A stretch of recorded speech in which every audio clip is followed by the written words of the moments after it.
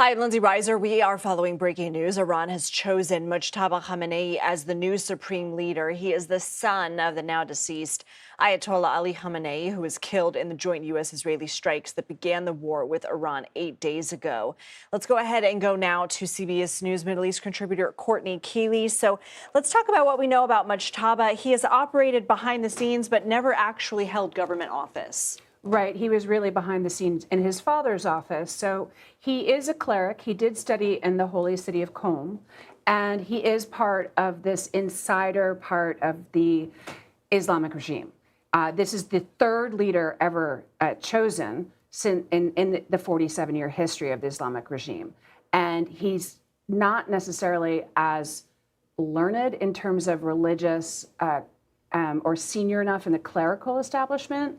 And while it's frowned upon for hereditary succession, he does really have support with the Iranian Revolutionary Guard. That's key because they're the military, they enforce this, and he had their backing.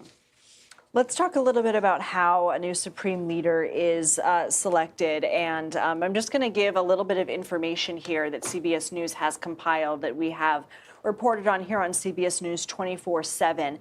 And the process was established in 1979. This is when Iran's new theocratic government was put into place. It's only been used one other time, and that was to elevate Khamenei as Iran's second ever supreme leader. That was after the death of the Islamic Republic's founder, Ayatollah Khamenei. If at any point you want to interject, Courtney, you are absolutely welcome to.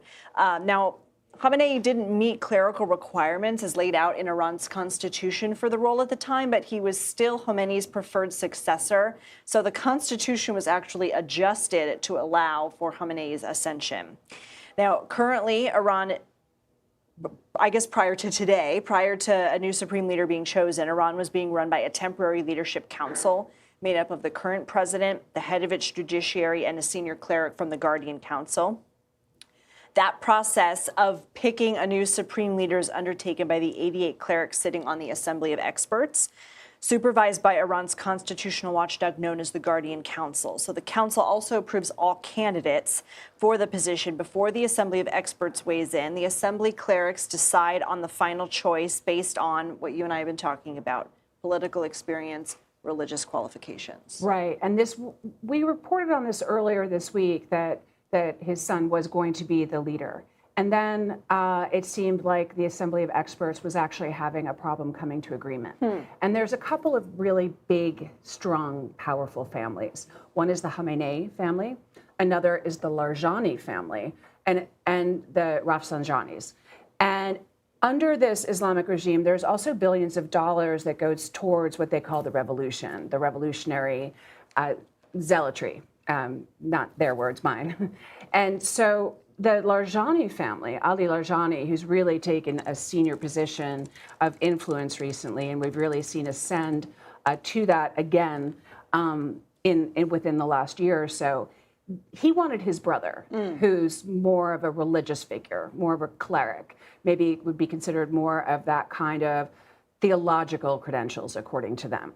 And Khamenei, Mojtaba Khamenei, was always considered that he might be the successor of his father. His father was very old. He was 86. They were expecting that they would be naming a successor, not under these kind of circumstances. Certainly. One thing that's interesting is, we talked about the Guardian Council and the Assembly clerics, but the power is limited because the Supreme Leader-run Guardian Council controls who could be elected to the Assembly. So it's not like these are two independent bodies, right? Well, there's actually a constitution, the Islamic Republic's constitution, which has an Article 111, who then put in these three leaders that you mentioned for the interim, the president and the head of the judiciary, who's really considered a hardliner, and a cleric. And we thought it might be the cleric that was on this three-person intermediate government official leadership in the last week. And then we saw that the Assembly of Experts, they did not meet in person this time. Their headquarters has been destroyed. And so they have announced this, and we saw, according to the official state TV, that is an alliance with the Iranian Revolutionary Guard, too. This is really an end to any thought that there's going to be any kind of diplomatic solution, because Khamenei, like his father, is a hardliner. He's not open to diplomacy. It would be a very, very, it would be like a real, take a real right turn if he was to do that, and that's not expected. So we're looking at somebody that will want to reinforce the Iranian Revolutionary Guard. There have been fractures and fissures, not so much that we could see that they'd fall apart, but I have been seeing that Israel and the U.S. have hit a lot of leaders, and it wasn't just Khamenei, but it was about approximately 40 leaders. And last June, they took out the head of the Iranian Revolutionary Guard. And then they did again. Israel did in June, and then U.S. and Israel strikes did this time. So it was like, are they going to be able to break apart the Iranian Revolutionary Guard? And if that was to happen, then would people be able to come out in the streets? Would they feel free without the besieged militias, the Iranian Revolutionary Guard, calling the carrying out violence in the street like they did the massacres? So with Mojtaba Khamenei coming in as the new successor, he also is showing that the Iranian Revolutionary Guard is remaining strong and intact. Okay, let's go now to CBS News senior foreign correspondent Imtiaz Tyab, who's joining us on the phone. Imtiaz, what can you tell us? I think this is not surprising, but in itself extraordinary. Mojtaba Khamenei is the son of a man who was assassinated by the U.S. just over a week ago, the Ayatollah Ali Khamenei, who has loomed over Iran for decades. He is, of course, seen as a continuity candidate. He is somebody who has worked in the shadows, again, through his father's office. That in itself gave him extraordinary influence. He is known to be very close to the Revolutionary Guard. And that in itself is very important for anybody who's running Iran. But the reality is that Mojtaba Khamenei, although he's well known, has never held public office, has never given a speech publicly, and is now the supreme leader of a country of 90 million people who is currently being bombed by the United States and Israel. And speaking of the United States and Israel, I can't think of a single candidate who would be considered more antagonistic to President Trump and to some degree Israel than Mojtaba Khamenei. President Trump has made it clear himself that if it is Mojtaba, who he described as a lightweight, that he would not, quote, last very long in the job, essentially insinuating that Mojtaba will basically suffer the same fate as his father. But Mojtaba Khamenei is an interesting character because if you consider the dynastic politics of the region, it is very established. But Iran has fought against it, at least since the end of the Shah, because the whole point was to have a theocratic country that was ostensibly a democracy, which, of course, it wasn't. The supreme leader always had power, but they had elections, and he would choose who would win, et cetera, et cetera. So the fact that they've decided to go down this path, understanding that the way it would echo a monarchist past reasserting itself in this new way, is very clear that the IRGC wanted to signal to the world and to the people that the system remains intact, and they are not going to do what Donald Trump wants or what Israel wants.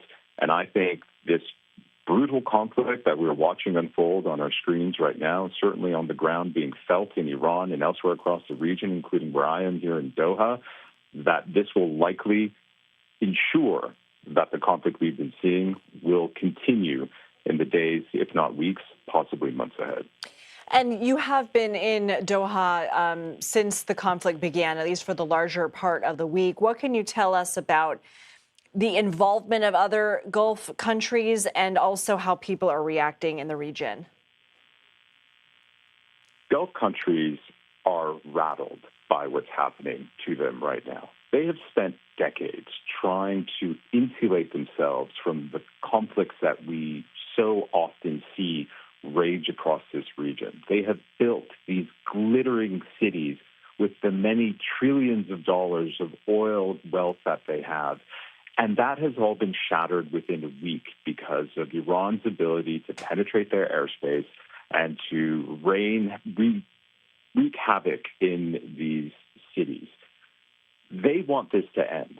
They have made it clear to President Trump and to Israel this conflict needs to end. We understand that President Trump spoke to the Qatari Emir last night, where the Qatari Emir said to the president they need to de-escalate and they need to bring negotiations back to the table, diplomacy to the table. Of course, we then saw some of the most intense bombing of Tehran since this conflict began. So it doesn't feel like at this stage the president is listening. But the repercussions of the Gulf states seeing their economies grind to a halt, while we're not feeling it acutely yet, it will happen. Remember, even though the U.S. has become quite sufficient when it comes to its own energy production, it's not able to insulate itself from the global economy. The Gulf is very tied to the U.S. economy as well. And so at some point, we will see gas prices surge. At some point, we will see inflation spike. At some point, we will see goods that we're used to getting not being available because shipping lanes have stopped. And so these tentacles of this war is not just wrapping around the Gulf, but it'll soon start making its way across the world, into Asia, into Europe, and eventually onto U.S. shores. And the president is no doubt acutely aware of that. But the one thing that the president has not made clear to anybody is what his off-ramp is, what his actual goal is. And I think if he wanted to achieve an Iran that was going to be more pliable and more pliant, similar to what we saw in Venezuela, President himself saying he's looking for the Delphi of Iran, the decision this evening to appoint Mojtaba Khamenei, the supreme leader, is not that. It is the opposite, and it is very risky for this whole situation going forward. And so to catch anybody up, Imtiaz there mentioning Delcy Rodriguez, who became the leader of Venezuela after the U.S. captured Nicolas Maduro, who has, for all intents and purposes, appears to be working with the United States. President Trump says the relationship is going great, and wanted to, in effect, try and duplicate what they were able to accomplish in Venezuela in Iran, which many critics have said is not possible because of the long, complex history.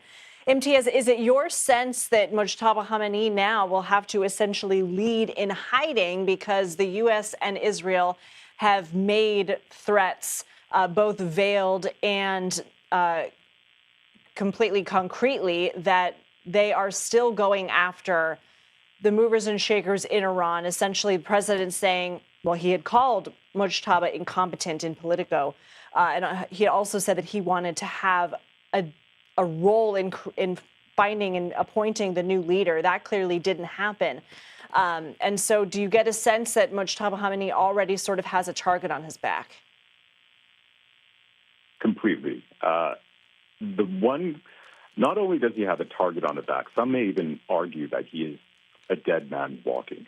We have to understand Israel and the U.S. have incredible intelligence on the ground inside Iran. They were able to kill the supreme leader on the very first day of the war. It tells you something about the level of intelligence that is available to them.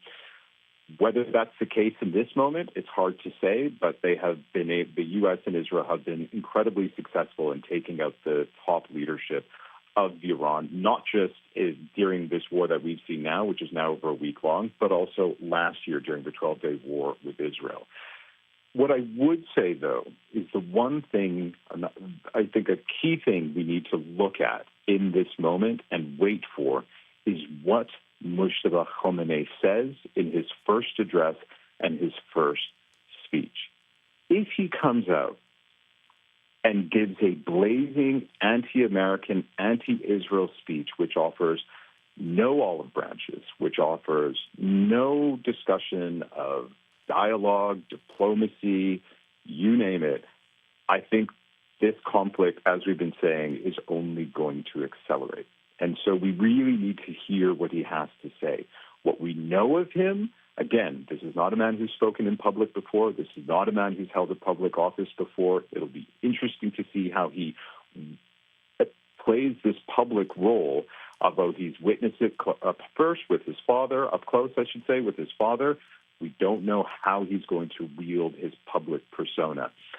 Again, what he says will matter. If he offers President Trump even just the hint of an off-ramp, That could be something that may spell the beginning of some sort of diplomacy, some sort of off-ramp to this conflict. But if he comes out and is harsh, stark, strident, anti-American, anti-Israeli, I suspect that he will be targeted in a very serious way by U.S. and Israeli forces. And the thing is, when we look at what we know about Mojtaba, this is not somebody who is considered a reformer. This is somebody who is considered a true believer in his father's view of Iran. And his father's view of Iran is well documented. Ayatollah Ali Khamenei has presided over a regime which has ruthlessly and brutally oppressed its own people time and time again. Just in January, as we know, many thousands of people were killed for going out to the streets demanding change. That is something that Mojtaba Khamenei witnessed time and again at his father's knee. And for many Iranians tonight, looking at this decision, looking at his ascension to the very top of Iran's leadership structure, their fear is that he is going to be somebody who is going to perhaps not only be just as cruel as his father, but potentially even crueler. You had mentioned whether his installation as supreme leader and whether his first comments could potentially offer President Trump some kind of off-ramp for this conflict. We know the goals and the objectives that the administration has outlined. They are to destroy Iranian offensive missiles, annihilate its navy, prevent it from having a nuclear weapon, and ensure the regime can't support, quote, terrorist armies outside its borders. The president has given, and other people in his administration have given, various timelines for how long this conflict could last, from 2 weeks to 4 to 6, basically until these objectives are met. Do you see any potential off-ramp being taken when the administration so far is posturing that they are in it, not necessarily in the long run, but at least until these objectives are met? Yeah, I think so. I think we have to acknowledge that when it comes to the military objectives that the U.S. and Israel jointly have, much of them have been achieved. Iran's navy has been badly damaged, if not decimated. Iran's capability to carry out airstrikes, at least conventionally with its fighter jets, is essentially collapsed. While it's still able to use its Shahed drones fairly effectively, certainly across the Gulf, militarily it has been degraded very seriously. The objectives, at least from a military point of view, are being met in a very serious and fundamental way. But again, it is the personality component that I think is going to be one of the hardest things for the president to get past. He's also called for the complete collapse of the regime. He's also called for regime change. He's called on the Iranian people, President Trump that is, to rise up and to fight for new leadership. This regime remains intact because while we've talked about the U.S. and Israel's objectives here, the Iranian leadership's objective, the Iranian regime's objective, is just a singular objective, and that is survival. And so far, they have achieved that objective. And more importantly, their ability to select a supreme leader using this formalized process that was put into place after the death of the very first Ayatollah, Ruhollah Khamenei, that process was able to work, which again signals to the Iranian people, all 90 million of them, that the system, while battered and bruised, is still intact. But it also says to them, we can still crush any form of dissent if you try. And that is something very scary for many Iranians who want change, who are under bombardment and are hoping for a brighter future, are hoping for a more free Iran. And with the selection of Mojtaba Khamenei to be the next supreme leader, many Iranians tonight are no doubt looking at that and thinking, not much of their life is going to improve. If anything, it's going to become materially far worse.